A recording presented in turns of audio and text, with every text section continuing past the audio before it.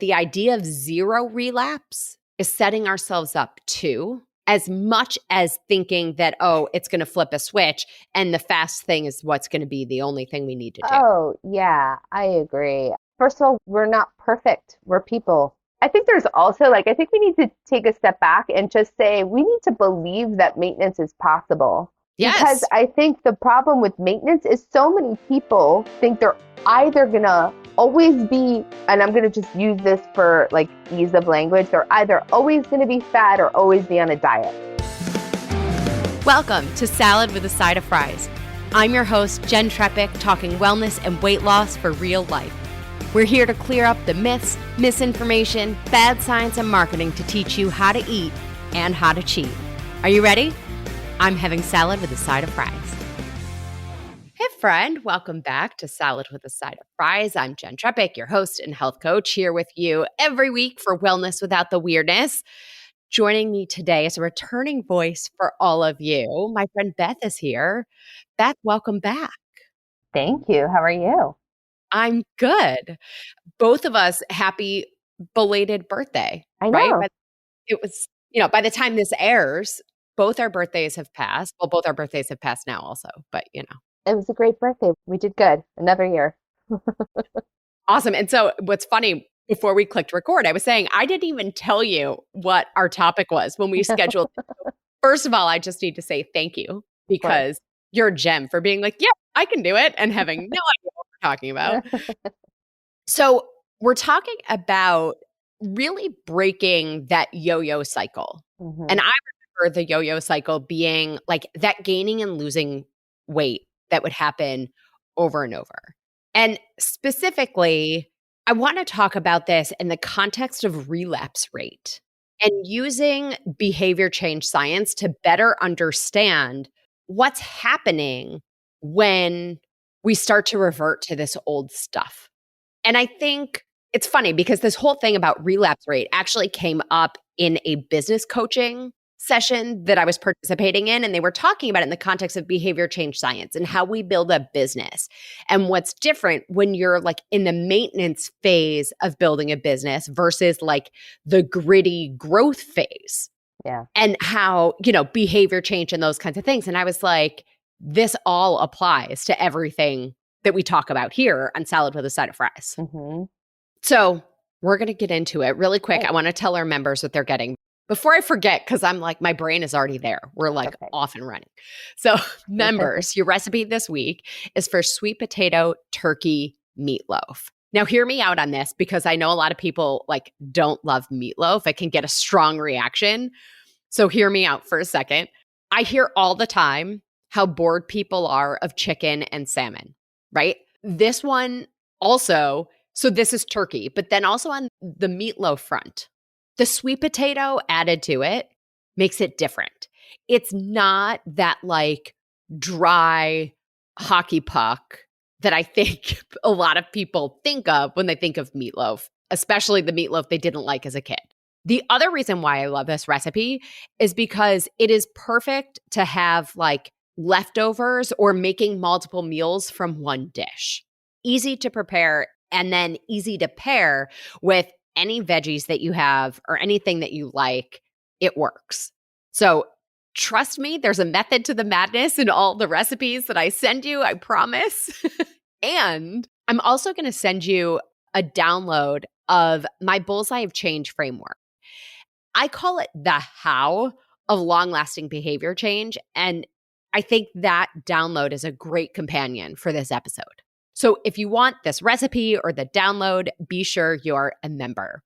Go to glow.fm/salad with a side of fries for just $10 a month. You get weekly recipes, a monthly article or tool, extra discounts from me and our partners, plus access to live Q&A sessions. It's a total deal. I say it all the time. It's a steal when you take advantage of the full offerings because you save far more than that $10 cost. It's really a no-brainer way to show yourself that your health is a priority. Plus, being a member supports this podcast and this community because I would love nothing more than to continue to do this with you. So remember, all you're going to do is go to glow.fm/salad with a side of fries, or just click the link in the episode notes because that's a lot easier than remembering a whole thing. Once you're there, you click support now, enter your email and payment info, click subscribe, and you're all set. you'll get this week's recipe for the sweet potato turkey meatloaf and the Bullseye of Change download. I'm excited for that recipe, I just have to say. Oh, good. I need a turkey meatloaf, and I feel like it's harvest time of year is the perfect time for a meatloaf. Yes, exactly. Yeah, perfect. Amazing. All right, let's get down to it. Yeah. So curious to hear like what comes up for you when you hear the phrase like a relapse rate. Well, it's interesting. I think, talking about birthdays and getting older, as I've aged, I've looked at it differently. I think, the benefit of time does that, but also I think we're evolving as an industry, if you want to put it that way, in terms of how we talk about weight and health and age and all of that.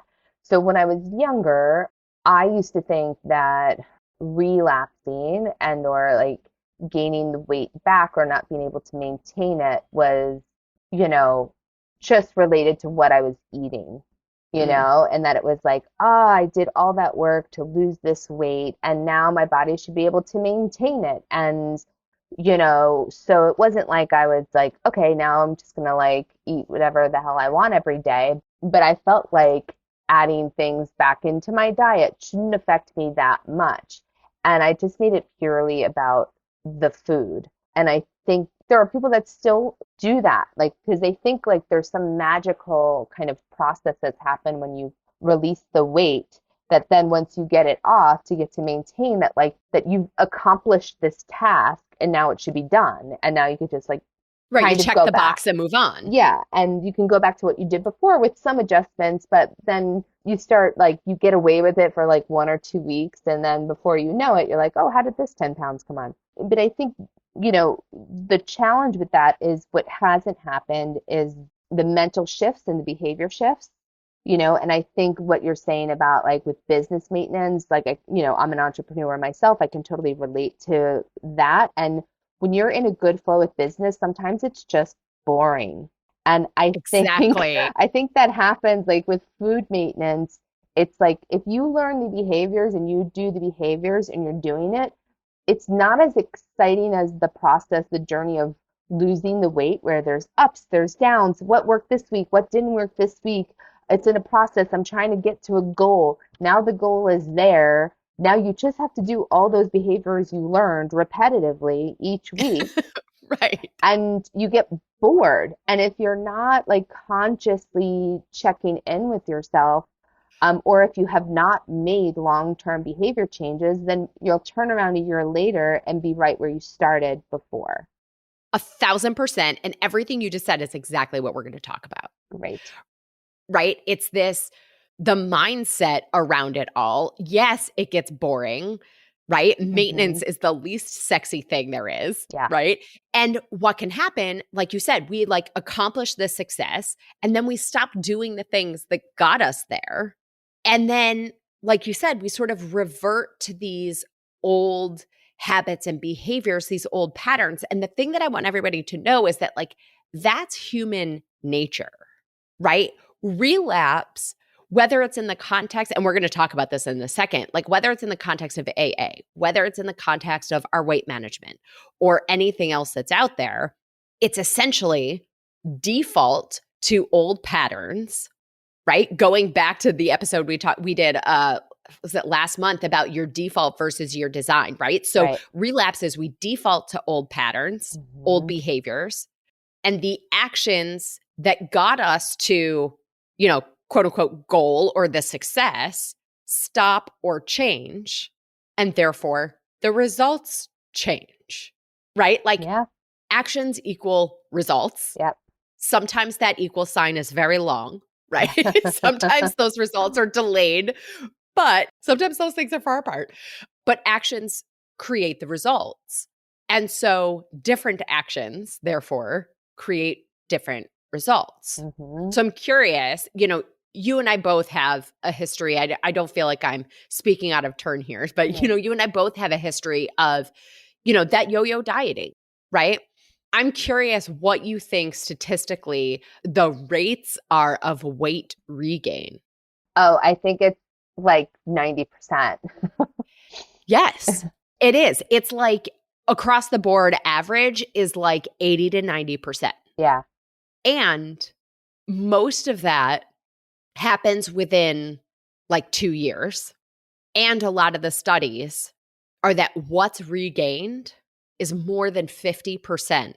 And again, we'll get to this, but why that happens can also be a function of how we went about, removing that excess weight to begin with, because we can end up with essentially metabolic damage from that.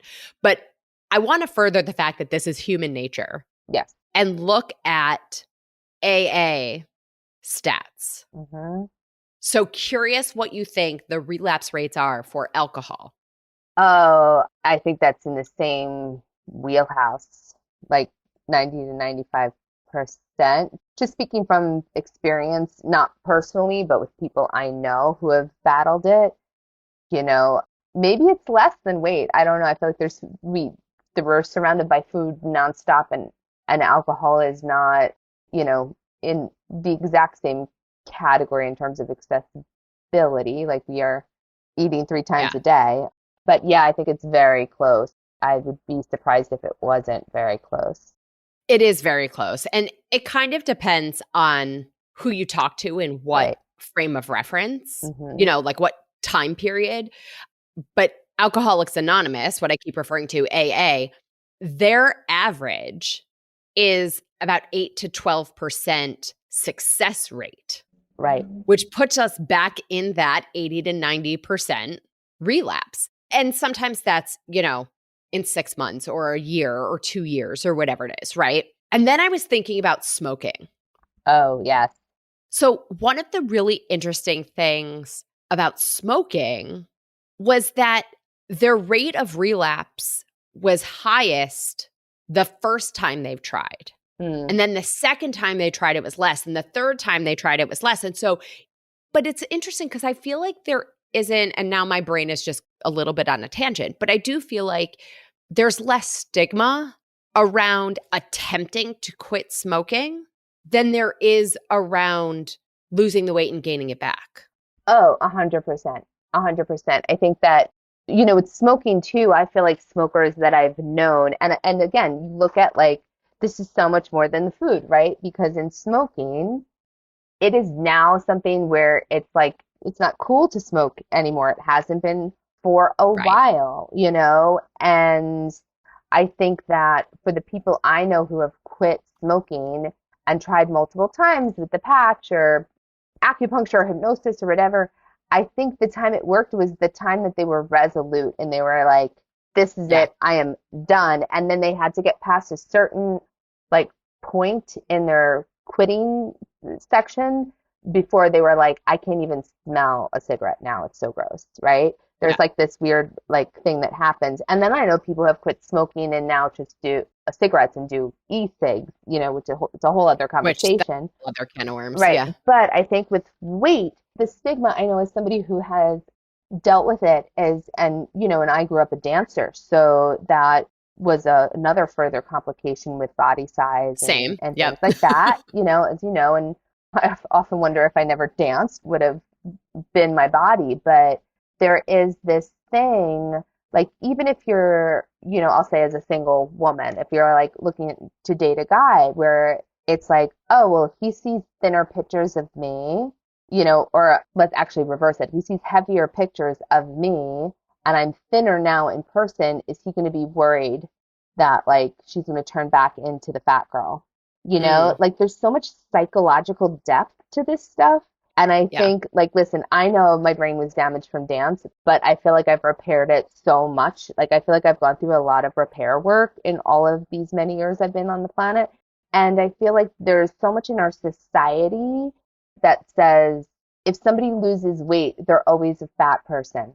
Right. They'll never not be a fat person. It doesn't matter how skinny they look to you when you see them now. That's still a fat person that lost weight, and they can be fat again at any time. And I think that messaging has not been corrected in our society.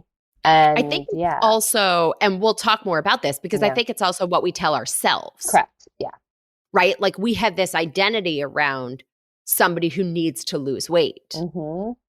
That when we get to this place where that's no longer the case, shifting that identity is another level of quote unquote the work. you know? Oh, yeah. But I think a piece of what's so interesting as we look at alcohol or cigarettes compared to food and weight, right? And I say this all the time. You can go the rest of your life never having alcohol and never having a cigarette, but you cannot go the rest of your life without eating. And so therefore, this is infinitely more challenging. I think to the point that we've just been making, I think society makes it infinitely more challenging.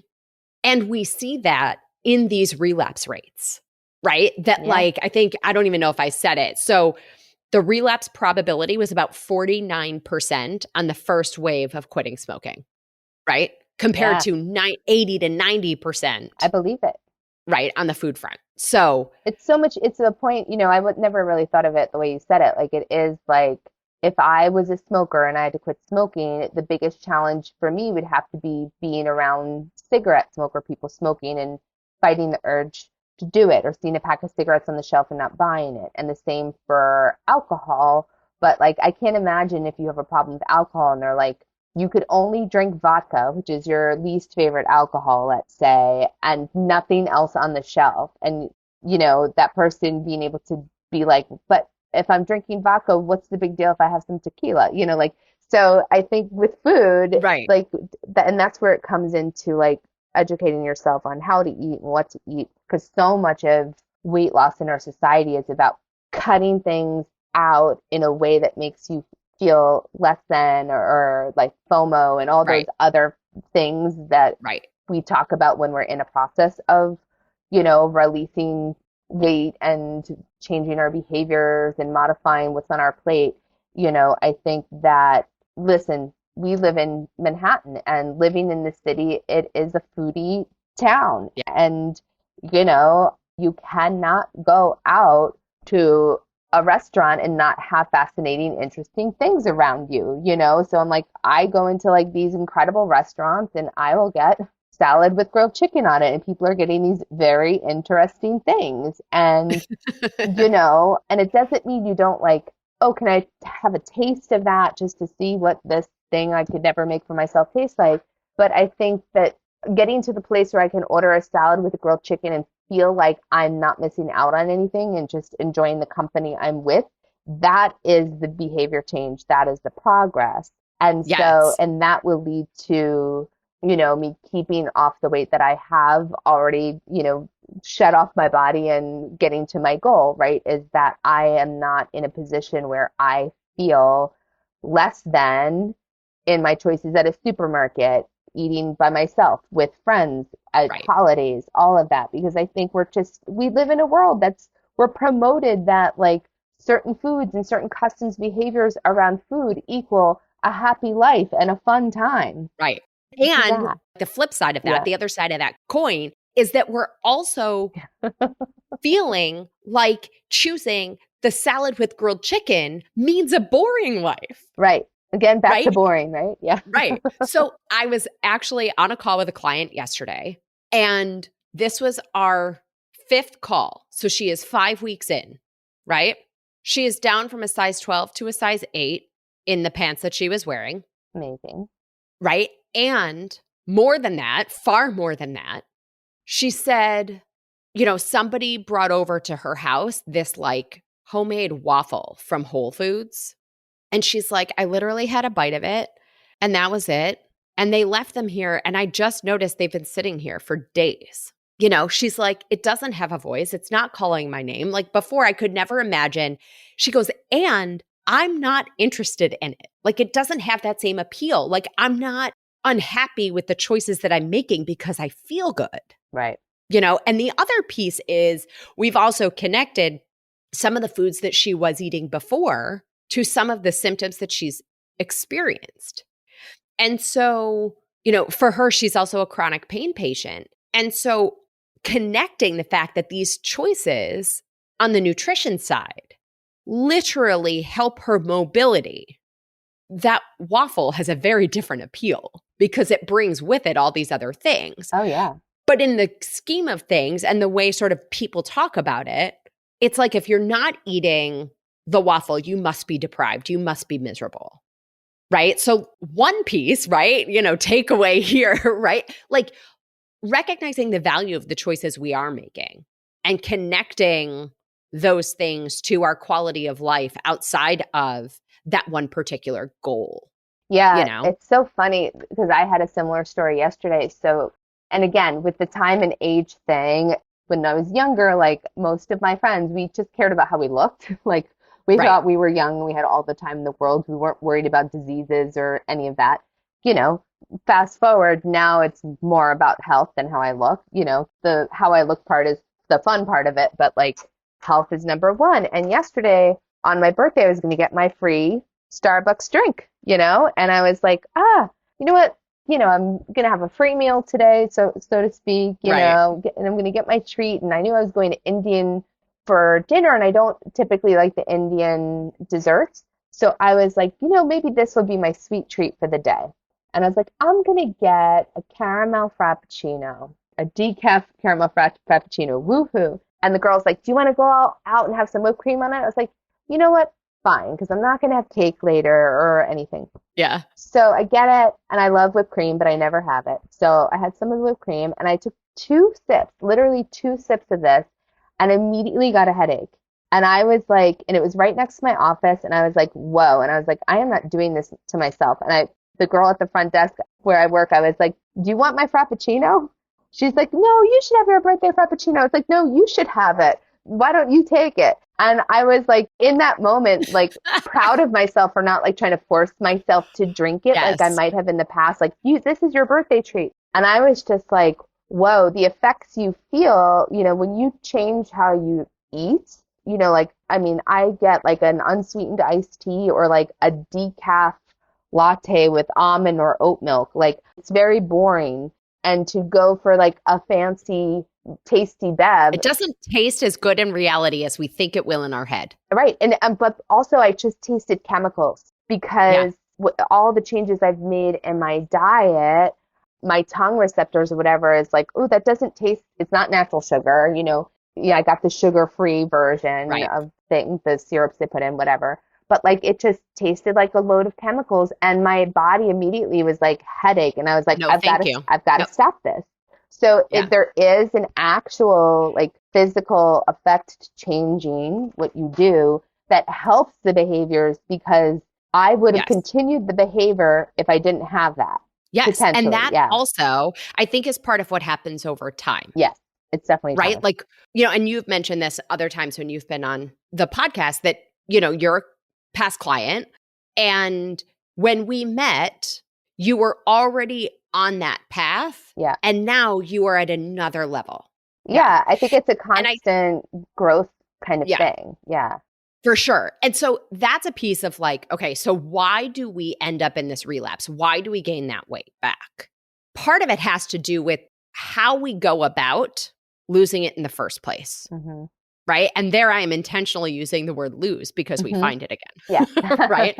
But we have the episode where I talked about the 5 fat factors. We have one of our first episodes where I talked about, you know, how the hell did we get here? There we talk about what happens, a lot of the typical diets that we've done and what happens to the body physiologically. And long story short, we end up losing the weight as water, muscle, and bone.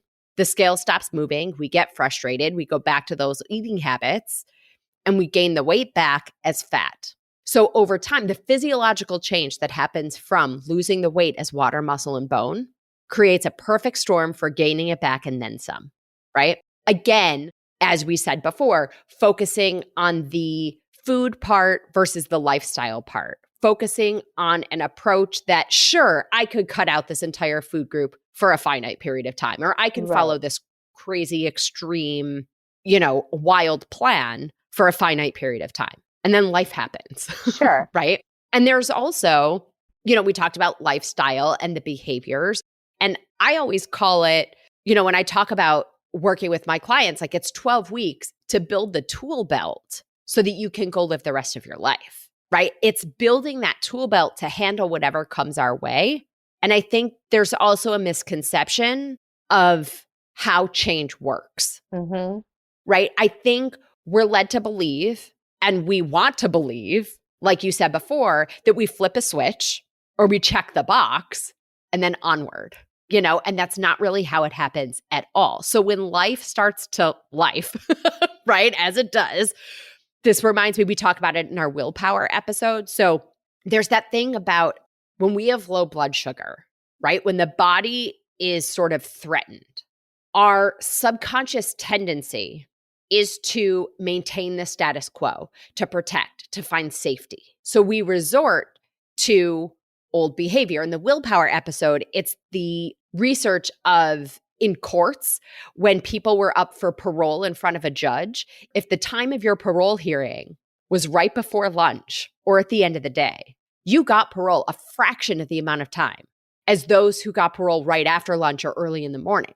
Because our subconscious fear, right, that low blood sugar says maintain status quo, find safety, right? Not necessarily give somebody the benefit of the doubt.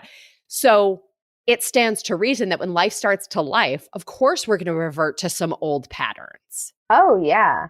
The trick to all of it is to notice it faster, to have that last a shorter amount of time, and have a shorter amount of time to return to the forward direction, right? So in your story of yesterday, it took 2 sips to recognize it, which is far less time than 10 years ago. Oh, yeah, where I would have had the whole thing, gotten a headache, right, and then said, I shouldn't have done that, Right. So we're talking a lot about the behavior part. We talked already that there's this identity shift to happen. Like we know what it's like to be the person who, quote unquote, needs to lose weight or is always on a diet. Yeah. And the people around us are used to that identity of us, right? So part of the growth and part of the process is shifting that too. 100%. 100%. Yeah. Yeah. I think it's the growth module, I think is, the word that people need to post in front of them when they're trying to shift themselves in this way is patience. Because I think it's an industry that teaches people that you can be impatient. I think all the ads are targeted towards achieve this in 1 week, in 2 weeks. The weird pop-ups on Instagram and whatnot are I always laugh at them when there's an image of a woman who's, plus size that in 30 days later, she has a 6-pack and is a size 2, if she just does these few exercises daily and drinks an extra glass of water, and so we are targeted to think in ways unconsciously without even really thinking about it, even if you don't have to, change your body at all, to believe that this can be an impatient process and all of that, wishing. Yeah. Well, when we're in that process, right, there are those dopamine hits. There are those endorphin hits that don't hit in the same way when we're at maintenance, right? It's part of why it's not sexy and not interesting. Right. And then I also have a theory. Now, this is my theory, not science. Okay. But I have a theory that we end up with this fear of not being able to maintain the progress. Oh, yeah. And in that, we think, okay, I need to stay motivated. What motivated me in the beginning? Oh, in the beginning, I was really unhappy. And so we almost try to make ourselves so unhappy like we were in the beginning in an effort to try to keep going. And it's like beating ourselves up into maintaining, beating ourselves up into compliance, as I often say. It is, yeah. And I think that can create a lot of the relapse, right? There's this internal struggle and trying to beat ourselves up to get there rather than some of that other identity shift. Oh, I think we totally have a mind battle, right? And I think that's one of them. I think the other one is we get to a place we are maintaining successfully and then we think I deserve it. I'm going to have this tonight. Then you do. Right. Then the next day you're like, oh, you know what else I haven't had in a while? Those rewards. You know what else I haven't had in a while? This. Oh, I deserve that too. I'm doing fine. I'm still good. I still fit in these jeans. Before you know it, you've had a lot of things you haven't had in a while. And you're back. So I think it's even, and it's interesting. I used to do the one free meal a week thing where I'd be like, Yeah. I have Like a cheat done, meal. yeah, one cheat meal a week. I was like, out of 21 meals a week, let's say, this one should not break the bank, so to speak. So it's like, Hmm. spending well all week and then going all Hmm. out once. And for myself, I used to believe that that was what could keep me in place in terms of Yep. like getting it done. And I now believe it's not every week. It's when I feel like it's really important, like for a birthday dinner or a wedding. Like I don't feel like I have to Right. have it It's that every week. 80/20 Yeah, versus that allowing ourselves that thing. I want to direct everybody back to our episode, How to Cheat, where the way to cheat is to remove the word cheat from your vocabulary and to understand that having that one cheat meal or cheat day keeps us in the black and white thinking, right? It is just as on or off, good or bad, as any other approach. right. And so I think where we're coming to with all of this, right, is maintenance is probably the most critical element. And yet, because it's where we live, right? It's where we're going to stay. It's not as exciting, right? It's not rewarding or satisfying like the other things. It's like when we were talking about it in the case of business, it's not scrappy like the Right. beginning, Right. No, right? not at all. Maintenance is more about triage, right? We hit the roadblocks. How are we managing?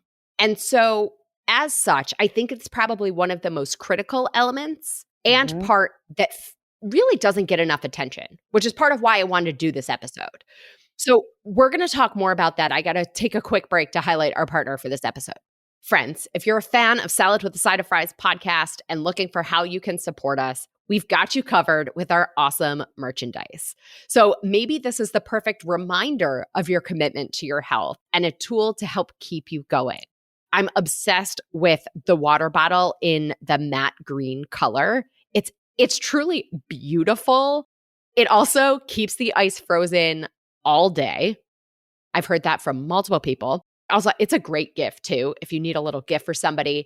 And we still have your favorite items. So you could choose if you're hashtag team salad or hashtag team fries. The muscle tee and team fries to work out in is one of my favorites. And I get compliments on the black tote bag like every time I use it. So really, you owe it to yourself to check out everything in the merch store.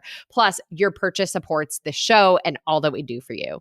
So head over to our website, browse the full collection. Maybe you want a new mug as we approach the season of colder weather, perfect for sipping your favorite tea or coffee while enjoying the latest episode. And you can take a piece of the podcast with you wherever you go. Like I said, maybe these become our best anchors to remind ourselves of our commitment to our health. So simply text the word fries, FRIES, to 844-947-4846. You'll receive the link right to your phone. Check out all the Salad with a Side of Fries merch. Your purchase supports all the work that we do here, shows your podcast pride, and maybe it sparks a conversation for you to pay it forward, inspire someone else to take charge of their health too. So again, text the word fries, FRIES, to 844-947-4846. This is a toll-free number. Standard text and data rates may apply. Okay, so some of the things that we can do to reduce that relapse rate, right?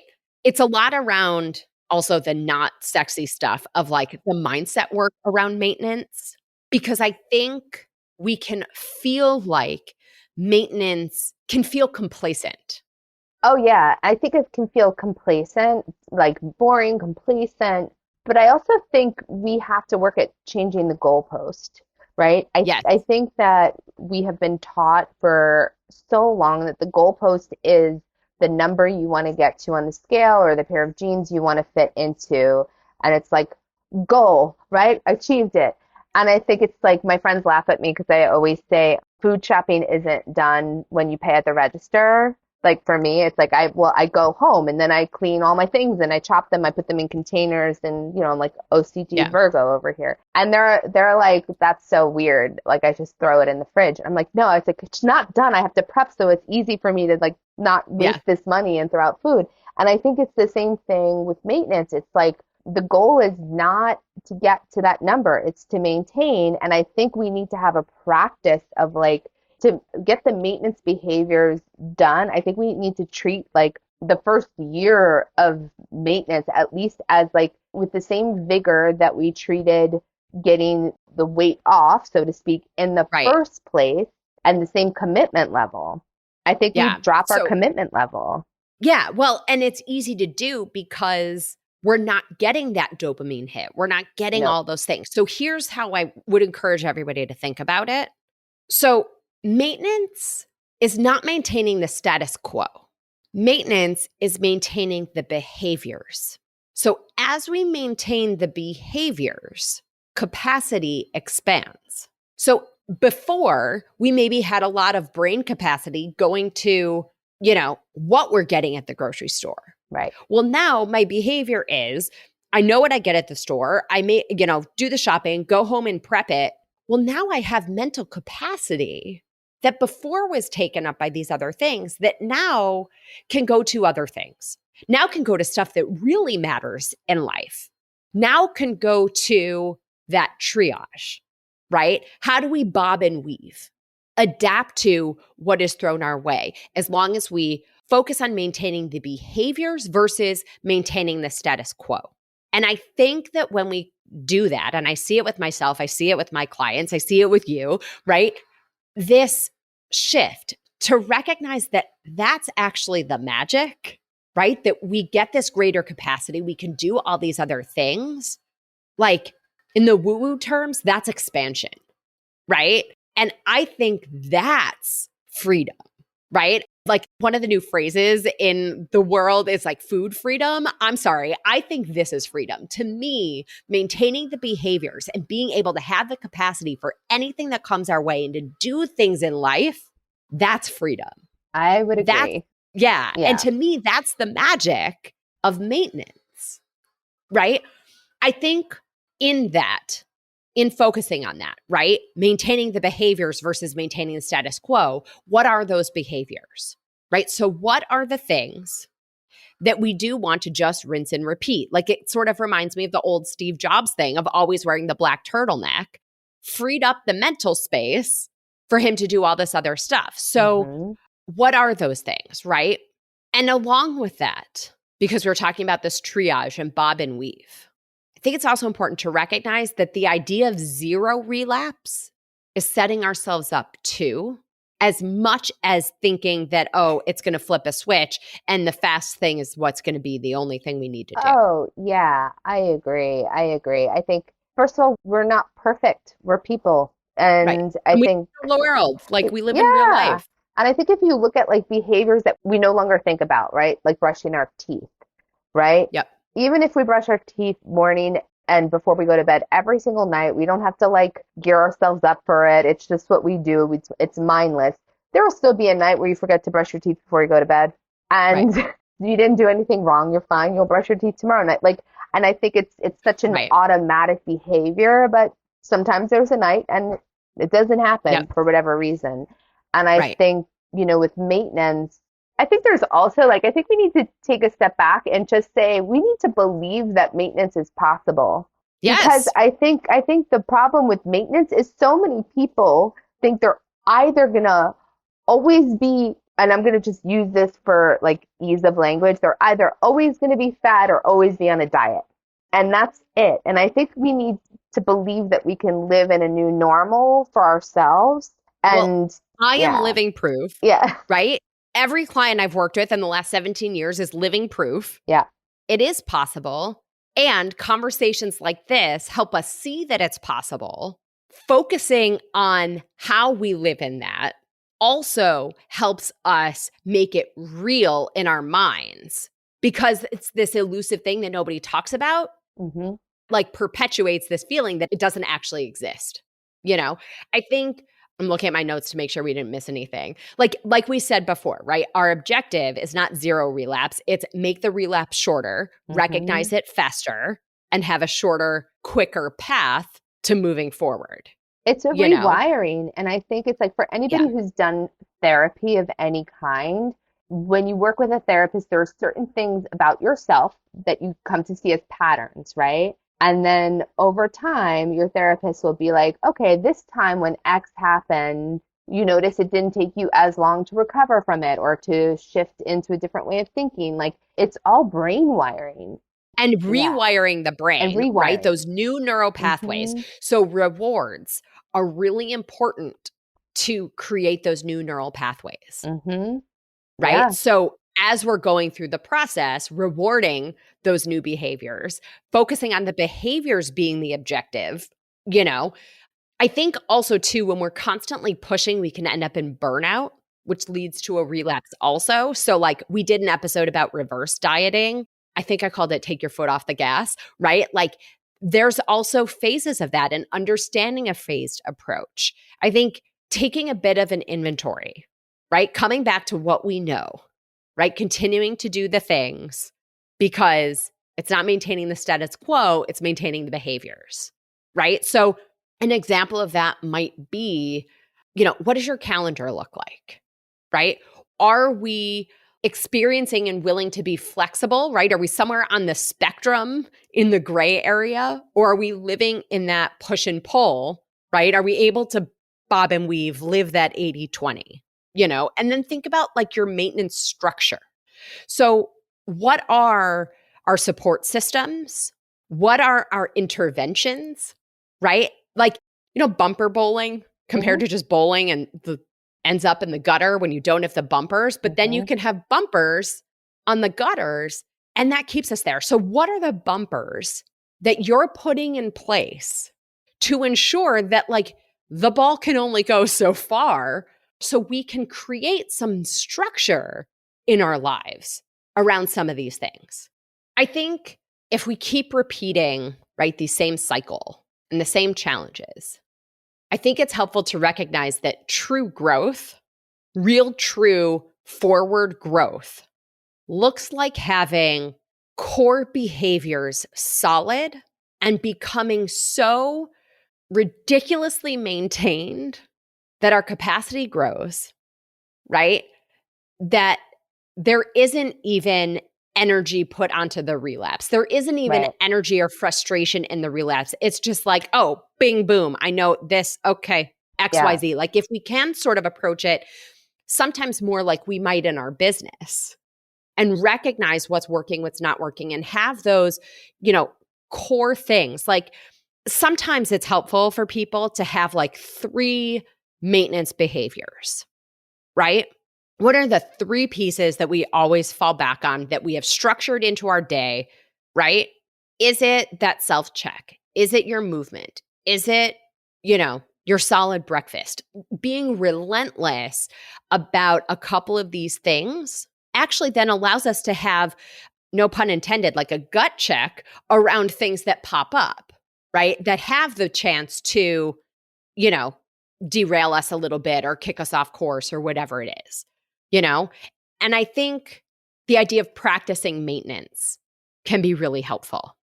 Oh, it all is practice. I mean, like, it's the Carnegie Hall, Jack. How do you get to Carnegie Hall? Right. Practice, practice, practice. But I think too often, and this goes back to mindset and rewiring, is like, I think a lot of the times we believe that this is the time something's going to like click for me and I'm going to get it and I'm not going to have to think about it and I'm just going to exist in this new way, when really that happening, that moment like of, like yesterday in the Starbucks after 2 sips putting away, or like, yesterday was a birthday no tracking day for me. I track every day. And then last night I was like, oh, I can't wait to track again tomorrow. Like, when would I ever say Right. that?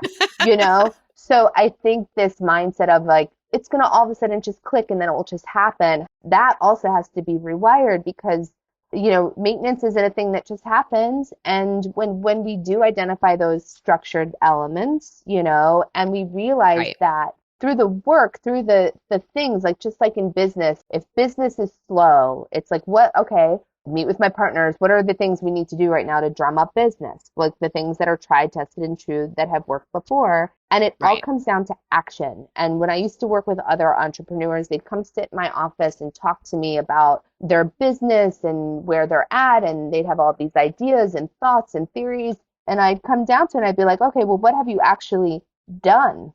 because we can talk about it for an hour, but what are the steps? Right. What are the actions? Well, and that's the stuff that's the fun, sexy part, is coming up with the new idea versus repeating over and over the things that we know work, And so by that token, right, and I think about that in business all the time, and then I think about it in health stuff, it's like, okay, let's practice when we're traveling. Let's practice over the holidays, right? Halloween is coming up, Thanksgiving, right? All the holidays at the end of December. Like, bob and weave, be flexible, adapt, and that as life happens, it's about pulling out the tools from our tool belt to keep going that matter. Not the number on the scale, not any of these other things. Yeah. And the power of consistency. Like, I think, because of the world we live in, there's so much information, there's so many thoughts, images we're consuming every single day, and variety. Like, that when you talk about dopamine hits, like, it's, kids on social media, like, everything is about getting a dopamine hit. And I was talking to a friend about this. When we were young kids, we could watch, like, something that was really impressive and be like, oh, that was fun, go on. And now it's like, that was amazing, replay, do this, constant imagery. And I think I was talking to a fitness professional I know, and she's like a bodybuilder. And she was saying how, like, she works with people with bodybuilding and stuff who are, are like, well, what about switching it up and doing this and switching it up and doing that? And she's like, I literally did the exact same workout for 1 year. Like, didn't switch it up, just consistency to work on whatever the goal was with her coach for her bodybuilding competition. And she's like, people come to me and they just want to keep switching it up. And I saw this on Instagram. What about doing this? And she's like, no, consistency. And that's maintenance. It's a plan of consistency. Exactly.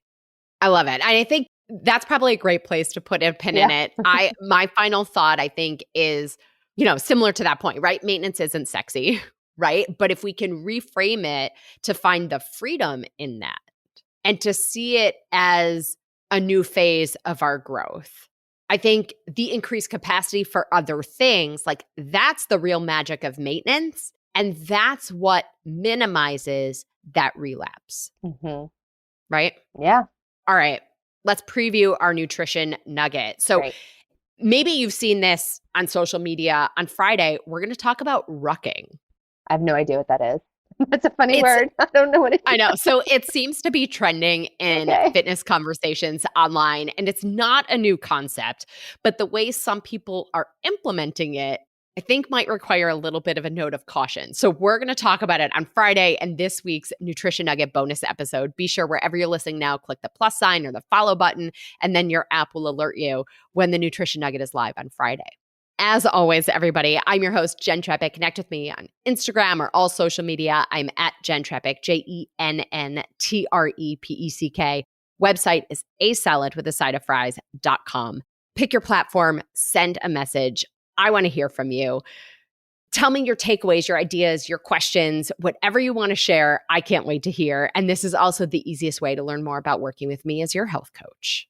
And of course, if you are not already, join our membership program by going to glow.fm/saladwithasideoffries. This shows your support for this podcast, this community, and most importantly, your health. You'll get this week's recipe for the sweet potato turkey meatloaf and the download of my Bullseye of Change framework, a great companion for this week's episode. So until next week, remember, relapse happens. Statistically, it will happen. Our objective over time is to have it happen less frequently, for less time before we notice, and have a shorter path to picking up and moving forward as you see the freedom and the magic of maintenance. Well, friends, that's it for today's episode of Salad with a Side of Fries. Congratulations for making yourself and your health a priority. Thanks so much for joining us. Be sure to click subscribe or follow on your favorite podcast platform. Share us with a friend, and we'll be back next week. Always remember, you deserve it, and you are worth it. Happy healthy.